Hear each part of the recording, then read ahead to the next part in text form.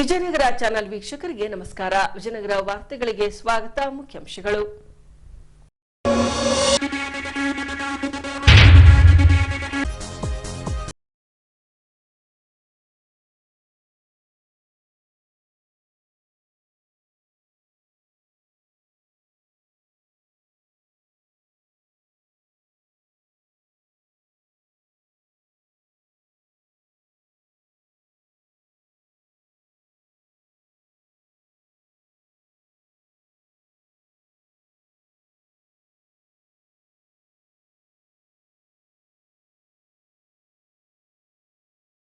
ಆಧಾರಿತ ಕುಬುಸ ಚಲನಚಿತ್ರ ಸಿನಿಮಾ ವೀಕ್ಷಿಸಿ ಕಣ್ಣೀರಿಟ್ಟ ಹೆತ್ತಮ್ಮನವರು.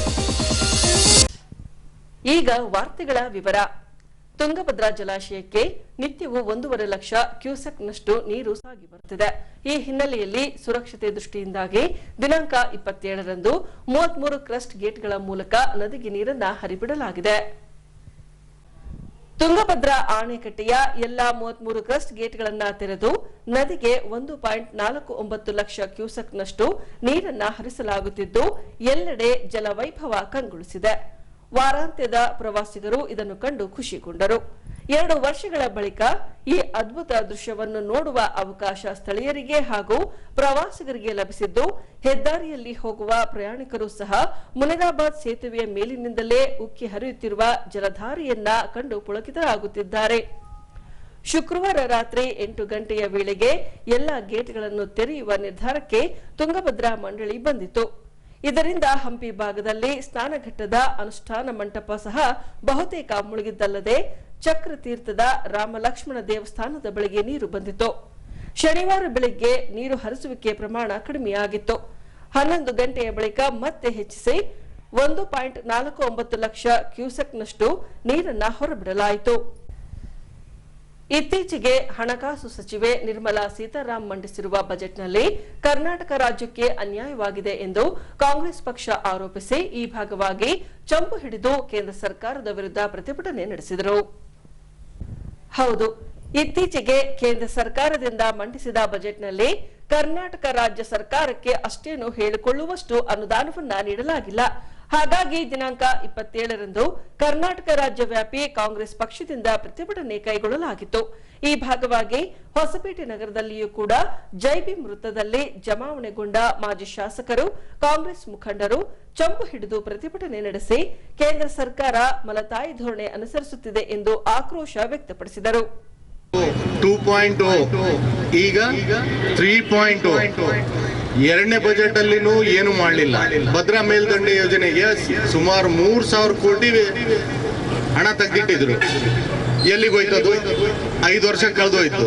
ಮತ್ತೆ ಈ ಸಲ MP ಎಲೆಕ್ಷನ್ ಬಂದಾಗ ಸಾಹೇಬ್ರು ಬಂದ್ರು, ನರೇಂದ್ರ ಮೋದಿ ಸಾಹೇಬ್ರು ಬಂದು ನಾನು ನಿಮ್ಮ ರಾಜ್ಯಕ್ಕೆ ಇದು ಮಾಡ್ತೀನಿ ಅದು ಮಾಡ್ತೀನಿ. ನಾವು ಸಣ್ಣರಿರ್ಬೇಕಾದ್ರೆ ಒಂದು ಬಾಂಬೆ ಮಿಠಾಯಿ ಬಂಡಿ ತರ್ತಿದ್ರು. ಅದ್ರಾಗ ತಂದು ಒಂದು 4 ಗ್ಲಾಸ್ಗಳಿಟ್ಟು ಅದರಲ್ಲಿ ಲಂಡನ್ ನೋಡು, ಬಾಂಬೆ ನೋಡು, ಡೆಲ್ಲಿ ನೋಡು ಅಂತಂತ ಹೇಳಿ ತೋರಿಸಿ ನಮ್ಮ ಹತ್ರ ದುಡ್ಡು ಇಸ್ಕೊಂಡು ಆ ಡಬ್ಬಿ ಎತ್ಕೊಂಡು ಹೋಗ್ಬಿಡ್ತಿದ್ರು ಅವರು. ಈಗ ಸಾಹೇಬ್ರು ಕೂಡ ಅದೇ ಮಾಡ್ತಾ ಇರೋದು. ಎಲೆಕ್ಷನ್ ಬಂದಾಗ ಬರ್ತಾರ, ಡೆಲ್ಲಿ ನೋಡ್ರಿ, ಆ ರಾಜ್ಯ ನೋಡ್ರಿ, ಮಾದರಿ ರಾಜ್ಯಗಳು ನೋಡ್ರಿ, ನಿಮ್ ರಾಜ್ಯ ಹಂಗೆ ಮಾಡ್ತೀನಿ ಹಿಂಗೆ ಮಾಡ್ತೀನಿ ಅಂತ ಅಂದ್ಬಿಟ್ಟು ಈಗ ಈ ಮಲ್ತಾಯಿ ಧೋರಣೆ. ಒಂದ್ ಕಣ್ಣಲ್ಲಿ ಸುಂಡ, ಇನ್ನೊಂದ್ ಕಣ್ಣಲ್ಲಿ ಬೆಣ್ಣೆ. ಈಗ 2 ರಾಜ್ಯಗಳಿಗೆ ಮಾತ್ರ ಕೊಟ್ಟಾರ. ಈಗ ನಾವು ಕಳಿಸಿರೋರು ಯೋಧರು ಇದಾರಲ್ಲ, 17+2 ಟೋಟಲ್ 19 ಯೋಧರು ಹೋಗಿದಾರಲ್ಲಿ. ಅವ್ರೇನ್ ಅನುಕೂಲಕ್ಕೆ ಹೋಗ್ಯಾರೋ, ಅವಶ್ಯಕತೆಗೆ ಹೋಗ್ಯಾರೋ, ಅದು ಮುಂದಿನ ದಿನಗಳಲ್ಲಿ ನೋಡೋಣ. ಈಗ ಬೇರೆ ರಾಜ್ಯಗಳಿಗೆ ಕೊಟ್ಟಿರೋ ಅನುದಾನ ನೋಡಿ ಅಟ್ ಲೀಸ್ಟ್ ಅವರಾದ್ರೂ ಎದ್ದು ಅವ್ರದ ಸ್ವಾಭಿಮಾನ ಅನ್ನೋದೇನಾದ್ರೂ ಇದ್ರೆ ಅದನ್ನ ಎಬ್ಬಿಸ್ಕೊಂಡು ಮಾತಾಡಿ ನಮಗೇನಾದ್ರೂ ಸರ್ಕಾರ ರಾಜ್ಯಕ್ಕೆ ಏನಾದ್ರೂ ಕೊಡುಗೆ ಕೊಡ್ತಾರ 19 ಜನ. ಇಲ್ಲ ಅಂದ್ರೆ ಬರ ದಿನಗಳಲ್ಲಿ ನಿಮ್ಮನ್ನಂತೂ ತಕ್ಕ ಪಾಠ ಕಲಿಸೋದು ಜನ ನಿರ್ಧಾರ ಮಾಡಿದ್ದಾರೆ. ಇದು ಆಗ್ಬಾರ್ದು, ತಾವೆಲ್ಲ ಸೇರಿ ಅನುದಾನ ತರಬೇಕಂತ ಹೇಳಿ ಇವತ್ತು ನಾವು ಈ ಪ್ರತಿಭಟನೆಯನ್ನು ಹಮ್ಮಿಕೊಂಡಿದ್ದೀವಿ. ಅವ್ರು ಹೋಗಿರೋದು ಇಲ್ಲಿದ್ದಾನೆ, ಕರ್ನಾಟಕದಿಂದಾನೆ. ಆ ತಾಯಿ ಬಜೆಟ್ ಮಂಡಿಸ್ಬೇಕಾದ್ರೆ ನನ್ನ ಮನೆಯಲ್ಲಿ ಏನಿಲ್ಲ, ನನ್ನ ಮನೆಗೆ ಮೊದಲು ಕೊಡೋಣ ಅಂತ ಯೋಚನೆ ಇಲ್ದಂಗೆ ಬ್ಯಾರ್ರಿಗೆ ಕೊಟ್ಟು ತನ್ನ ಮನೆ ಖಾಲಿ ಇಟ್ಕೊಂಡಿದ್ದಾರೆ.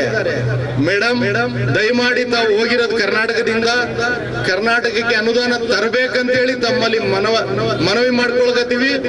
ದಯಮಾಡಿ ತಾವೇನಾದ್ರೂ ಅಲ್ಲಿ ತಮ್ದೇನಾರ ನಡೀತಿದ್ರೆ ದಯಮಾಡಿ ಅನುದಾನ ತನ್ನಿ. ಧನ್ಯವಾದಗಳು.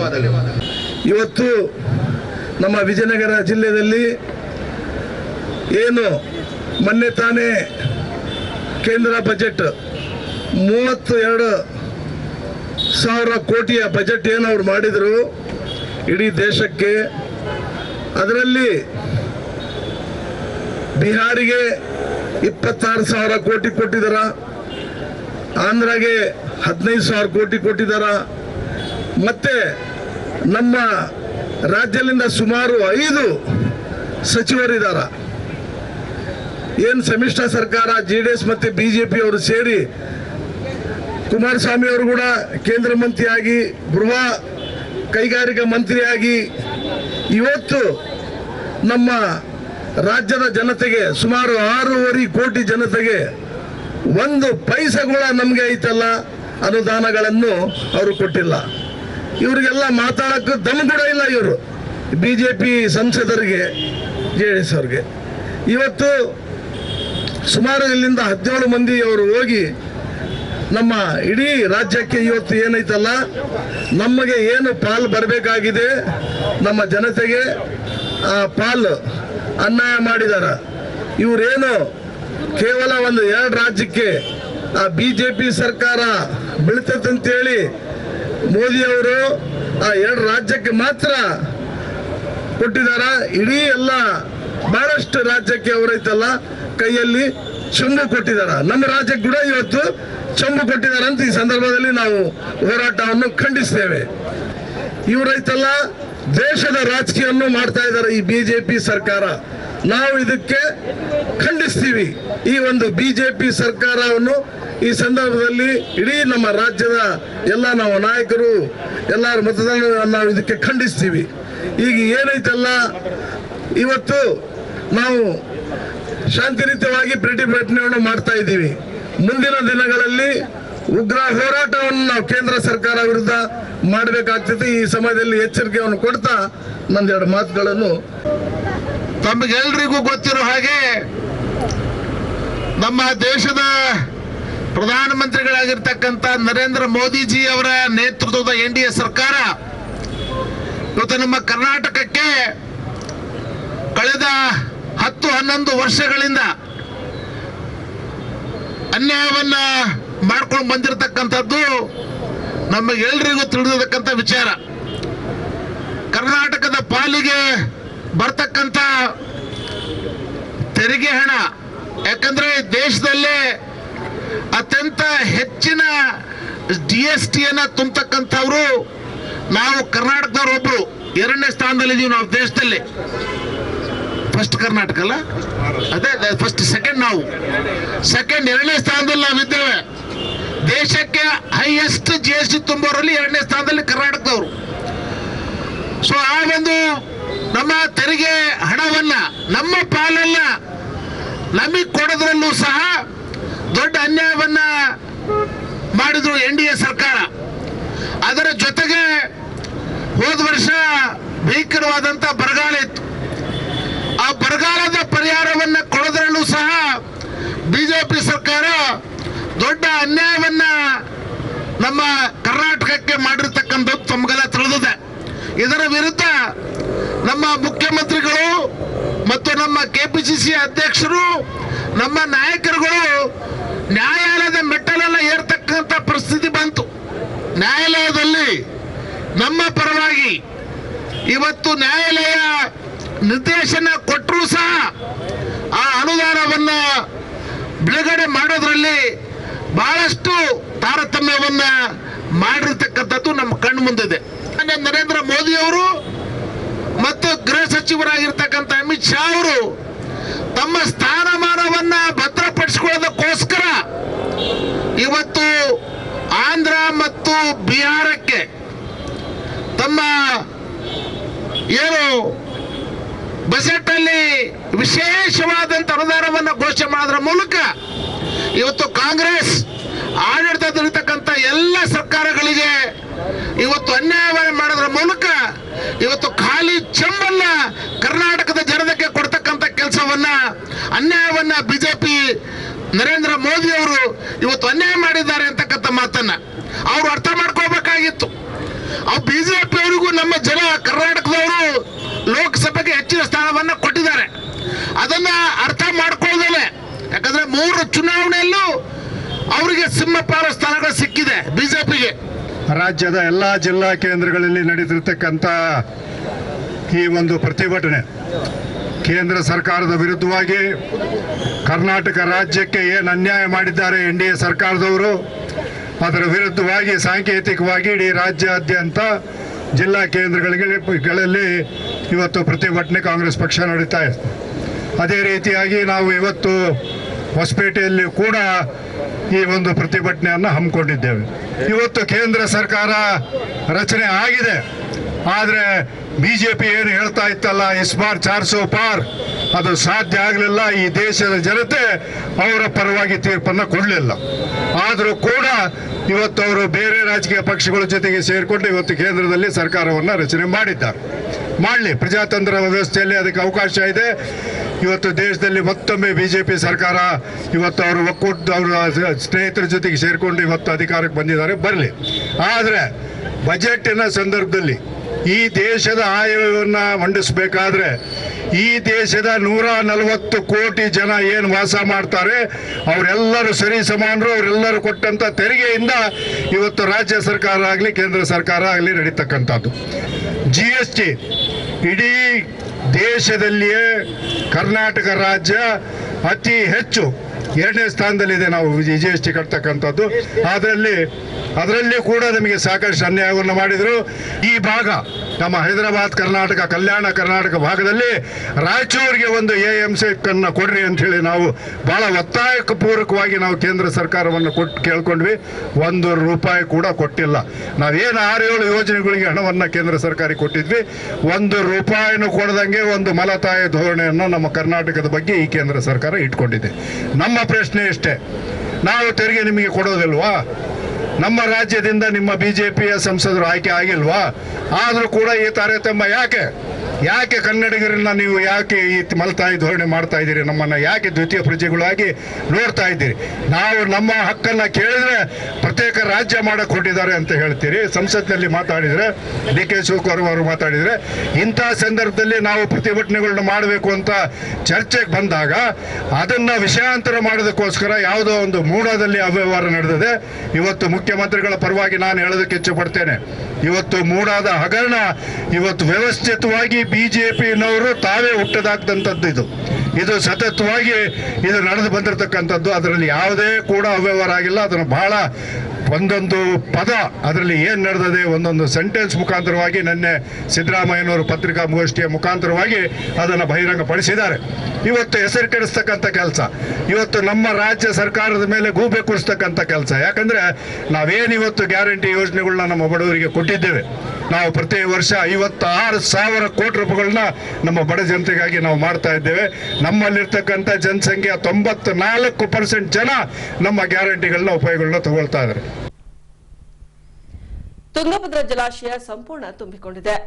ಈ ಹಿನ್ನೆಲೆಯಲ್ಲಿ 33 ಗೇಟ್ಗಳ ಮೂಲಕ ನದಿಗೆ ಹರಿಬಿಡಲಾಗಿದೆ. ಈ ಭಾಗವಾಗಿ ಸಿದ್ದಾರ್ಥ್ ಸಿಂಗ್ ರವರ ಸಾರಥ್ಯದಲ್ಲಿ ಬಿಜೆಪಿ ಮುಖಂಡರು ಹಾಗೂ ಕಾರ್ಯಕರ್ತರು ಹಂಪಿಗೆ ತೆರಳಿ ದೇಗುಲದಲ್ಲಿ ಪೂಜೆ ಸಲ್ಲಿಸಿ ಪಕ್ಕದ ತುಂಗಭದ್ರಾ ನದಿಗೆ 108 ಬಾಗಿನ ಸಮರ್ಪಿಸುವ ಮೂಲಕ ಪ್ರವಾಹ ಉಂಟಾಗದಿರಲೆಂದು ಗಂಗಾ ಮಾತೆಯಲ್ಲಿ ಪ್ರಾರ್ಥಿಸಿದ್ದಾರೆ. ಹೀಗೆ ಪ್ರಾರಂಭದಲ್ಲಿ ವಿರೂಪಾಕ್ಷೇಶ್ವರ ದೇವಸ್ಥಾನದಲ್ಲಿ ಸಿದ್ದಾರ್ಥ್ ಸಿಂಗ್ ರವರಿಂದ ಪೂಜೆ ಸಲ್ಲಿಸಿ ಭಕ್ತಿ ಸಮರ್ಪಿಸಲಾಯಿತು.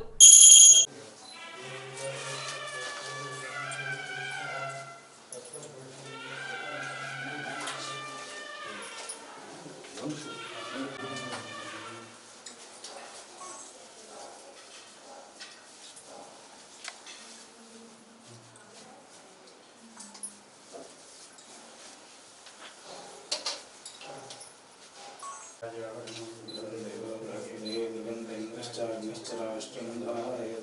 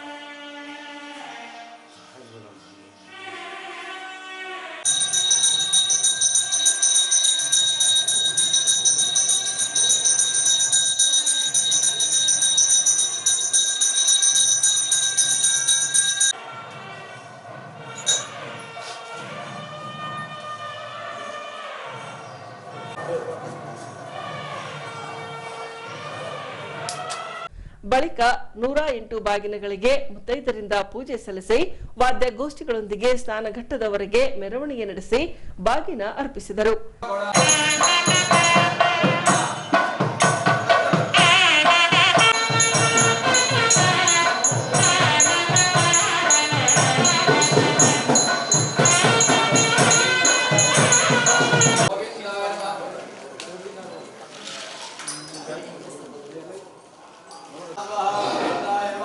विष्णवे नमः मधुसूदनाय नमः त्रिविक्रमाय नमः वामनाय नमः श्रीधराय नमः श्रीकेशाय नमः सरस्वती महागौरीं आवाहयामि स्थापयामि पूजयामि नमः तदस्तु मित्रावरुणा तदग्ने शून्योरस्मभ्यमिदमस्तु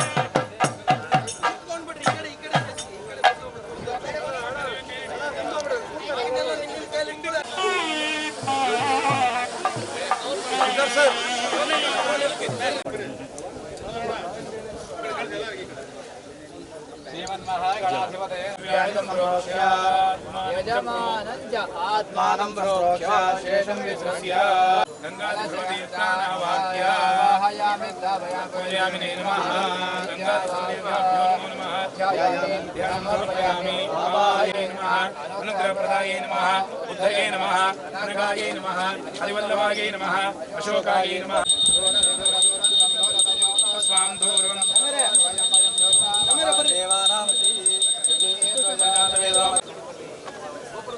बोलो गंगा माता की गंगा माता की द्वादशमासाः संवत्सरः संवत्सरमेवावरुन्धे मौञ्जी भवति ऊर्ध्वैमुञ्जाः गंगा माता की ಮುಖ್ಯವಾಗಿರ್ತದೆ. ದಯಮಾಡಿ ನಮ್ಮ ವಾಲಂಟಿಯರ್ಸ್ ಎಚ್ಚರಿಕೆ ಕೊಡ್ತಾ ಇರಬೇಕು. ದಯಮಾಡಿ ಎಲ್ಲರೂ ದಯಮಾಡಿ ಯಾರು ಕೂಡ ಗೆಟ್ ಮಂಡಲ ದಯಮಾಡಿ ಎಲ್ಲರೂ ನೋಡ್ತಾ ಇರಬೇಕು. ನಾಗ ಗೆಟ್ ಮಂಡಲ ಯಾರ್ಯಾರಿದ್ರೆ ನಮ್ಮ ವಾಲಂಟಿಯರ್ ಅವಕಾಶ ಮಾಡಿಕೊಡಿ. ತೀರ ಬಾಬೆ ಯಾರು ಕೂಡ ಬಾಗಿನ ಅರ್ಪಿಸಬೇಕು. ದಯಮಾಡಿ ಸ್ವಲ್ಪವಾಗಿ ಬಾಗಿನವನ್ನು ಅರ್ಪಿಸಬೇಕು. ತೀರ ಭಾಗ ಆಗಿಲ್ಲ. ನೀರು ಕಟ್ಟ ಜನ್ಮಂಜನ ಟೀಮ್ ದಯಮಾಡಿ ಎಲ್ಲರೂ ಮೇಲಬೇಕು.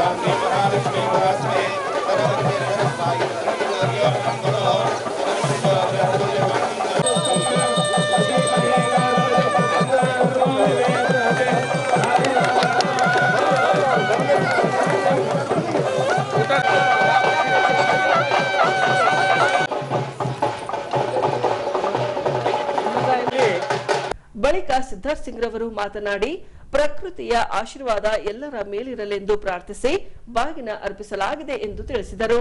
ಇವತ್ತು ಕಣ್ತುಂಬ ನೋಡ್ತಿರೋ ಹಾಗೆ ತಾಯಿ ತುಂಗಭದ್ರೆ ಉಕ್ಕಿ ಹರಿತಿರೋದು ನಾಡಿನ ರೈತರಿಗೆ, ಈ ಭಾಗದ ಜನತೆಗೆ ತುಂಬ ಖುಷಿಯಾದಂಥ ವಿಚಾರ. ಇದೇ ರೀತಿ ಪ್ರಕೃತಿಯ ಪ್ರಭಾವ ಹಾಗೂ ಪ್ರಕೃತಿಯ ಆಶೀರ್ವಾದ ನಮ್ಮೆಲ್ಲರ ಮೇಲೆ ಇರಲಿ ಅನ್ನೋ ಒಂದು ಉದ್ದೇಶದಿಂದ ರೈತರಿಗೆ ಒಳ್ಳೆ ಮಳೆ ಬೆಳೆ ಆಗಲಿ ಅಂಥೇಳಿ 108 ಬಾಗಿನಗಳನ್ನು ತಾಯಿ ತುಂಗೆಗೆ ಇವತ್ತು ಸಮರ್ಪಣೆ ಮಾಡಿದ್ದೀವಿ. ಯಾಕಂದರೆ ಪವಿತ್ರವಾದಂಥದ್ದು, ಶ್ರೇಷ್ಠವಾದಂಥ ದಕ್ಷಿಣ ಕಾಶಿ ಅಂಥೇಳಿ ನಾವೇನೋ ಹಂಪಿಯಲ್ಲಿ ಇವತ್ತು ಬೆಳಿಗ್ಗೆ ಇಲ್ಲೇ ಸ್ನಾನ ಮಾಡಬೇಕಂಥೇಳಿನೂ ಅಂದ್ಕೊಂಡಿದ್ದೆ. ಆದರೆ ನದಿಯ ರಭಸಕ್ಕೆ ಪ್ರಕೃತಿಗೆ ಗೌರವ ಕೊಟ್ಟು ಪ್ರೋಕ್ಷಣೆ ಅಷ್ಟೇ ಮಾಡಿಕೊಂಡು ದೇವರ ದರ್ಶನ ಮಾಡಿಕೊಂಡು ಹಂಪಿಯ ವಿರೂಪಾಕ್ಷೇಶ್ವರ ಸ್ವಾಮಿಯ ದರ್ಶನ ಪಡ್ಕೊಂಡು ಅಲ್ಲಿರ್ತಕ್ಕಂಥ ನಮ್ಮೆಲ್ಲ ನಗರದಿಂದ ಹಳ್ಳಿ ಭಾಗಗಳಿಂದ ಬಂದಿರತಕ್ಕಂಥ ಎಲ್ಲ ನಮ್ಮ ಆತ್ಮೀಯರು, ಸಮಾಜದ ಹಿರಿಯರು, ರೈತ ಬಾಂಧವರು, ಮಹಿಳಾ ಮಾತೆಯರು ಎಲ್ಲರಿಗೆ ಒಳಗೊಂಡಂತೆ ಇವತ್ತು 108 ಬಾಗಿನಗಳನ್ನು ಅಲ್ಲೇ ಮಂಟಪದಲ್ಲಿ ಪೂಜೆ ಮಾಡಿಬಿಟ್ಟು ಇಲ್ಲಿ ಸಮರ್ಪಣೆ ಮಾಡಲಿಕ್ಕೆ ಕಾರ್ಯಕ್ರಮವನ್ನು ಆಯೋಜನೆ ಮಾಡಿಕೊಂಡಿದ್ವಿ. ವಿಜಯನಗರ ಜಿಲ್ಲೆಯವರೇ ಆದ ಖ್ಯಾತ ಸಾಹಿತಿ ಕೊಂ ವೀರಭದ್ರಪ್ಪನವರು ರಚಿಸಿದ ಕಾದಂಬರಿ ಆಧಾರಿತ ಕುಬುಸ ಎಂಬ ಕನ್ನಡ ಚಲನಚಿತ್ರ ದಿನಾಂಕ 26ರಿಂದ ರಾಜ್ಯವ್ಯಾಪಿ ಪ್ರದರ್ಶನಗೊಳ್ಳುತ್ತಿದೆ. ನಗರದಲ್ಲಿ ಇರುವ ಮಗ, ಹಳ್ಳಿಯಲ್ಲಿರುವ ತಾಯಿ ಇವರ ನಡುವಿನ ಕೌಟುಂಬಿಕ ಹಿನ್ನೆಲೆ ಹೊಂದಿರುವ ಸಿನಿಮಾವನ್ನ ನೋಡಿ ಹೊರಬಂದ ಪ್ರೇಕ್ಷಕ ಮಾಧ್ಯಮಗಳೊಂದಿಗೆ ಮಾತನಾಡಿ ಬಹಳ ವರ್ಷಗಳ ನಂತರ ಕುಟುಂಬ ಸಮೇತ ವೀಕ್ಷಿಸುವ ಚಿತ್ರ ಇದಾಗಿದೆ ಎಂದಿದ್ದಾರೆ. ಅದೇ ರೀತಿ ಗಂಡು ಮಗುವನ್ನ ಹೆತ್ತ ತಾಯಿಯೊಬ್ಬರು ಕಣ್ಣೀರಿಡುತ್ತಾ ಸಿನಿಮಾವನ್ನ ಬಣ್ಣಿಸಿದ್ದಾರೆ.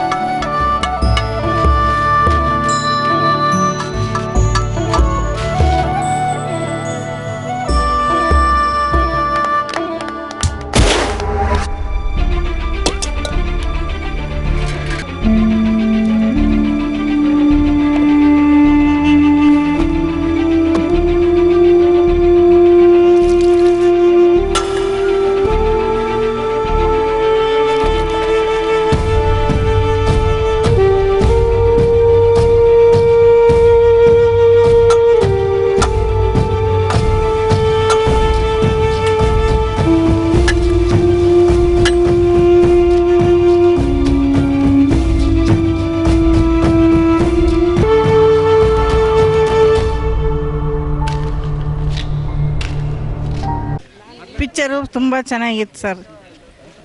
ಗಂಡು ಮಕ್ಕಳಿಗೆ ಬುದ್ಧಿ ಬರೋಂಗೆ, ಹೆಣ್ಣು ಮಕ್ಕಳಿಗೆ ಹಾಸ್ಟ್ಲಾಗಿಡ್ಲಿಗೆ, ಅಜ್ಜಿಯರಿಗೆ ಬಿಡೋರಿಗೆ ಅವರಿಗೆ ಚೆನ್ನಾಗಿ ಪಿಕ್ಚರ್ ಬಂತು. ತುಂಬ ಚೆನ್ನಾಗಿತ್ತು ಸರ್. ತಾಯಿದು ಇಷ್ಟ ಆಯ್ತು ಸರ್, ಮಗಂದು ಇಷ್ಟ ಆಯಿತು. ತಾಯಿ ಮಗಂದು ಪಿಕ್ಚರ್ ಸೂಪರಾಗಿ ಮೂಡಿ ಬಂದಿದೆ. ಏನು ಸ್ಟೋರಿ ಮಾಡಿದ್ರಲ್ಲ ರಿಯಲ್ ಸ್ಟೋರಿನೇ. ಇಂಥ ಪಿಕ್ಚರ್ಗಳು ಬಂದರೆ ನಮ್ಮ ಕನ್ನಡ ಪಿಕ್ಚರ್ ಉಳಿಯುತ್ತೆ. ಜನ ಟಿ ವಿಯಲ್ಲಿ ನೋಡೋರು ಬಂದು ಥಿಯೇಟ್ರಿಗೆ ನೋಡೋವಂಥದ್ದು ಸಂದರ್ಭ ಮತ್ತೆ ಬರಬೇಕಂತ ಈ ಪಿಕ್ಚರ್ ಸೂಪರ್ ಆಗಿದೆ. ಈಗ ಕೊನೆಯಲ್ಲಿ ಮತ್ತೊಮ್ಮೆ ವಾರ್ತೆಗಳ ಮುಖ್ಯಾಂಶಗಳು.